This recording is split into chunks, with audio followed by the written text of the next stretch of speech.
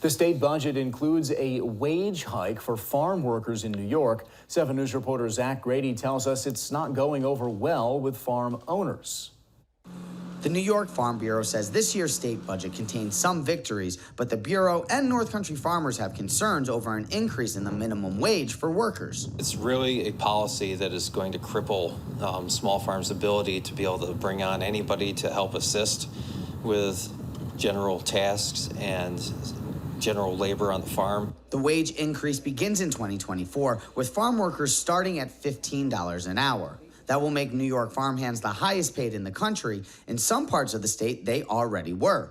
Their wages will continue to increase by 50 cents each year until 2027. The rate will then continue to rise, matching inflation. The wage growth, that becomes, the crux of a lot of the concerns that agriculture and rural peoples have. Anytime you make labor more expensive, it just drives up more costs for our farms. It makes the more difficult to compete in the marketplace and for them to produce and make ends meet. And that ultimately is going to be very difficult for a number of our farms. Along with a rising rate for employees, New York State will begin reducing the number of hours needed to receive overtime next year. It's a combination Emmerman says could put New York farmers at a disadvantage compared to their neighbors. The lower overtime threshold will kick in next year as well, which will up overtime rates.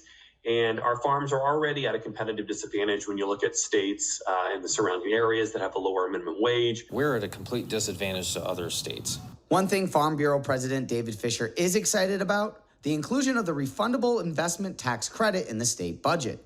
He calls it a potential boon for agricultural producers, allowing them to expand, upgrade, or diversify their businesses. Zach Grady, 7 News.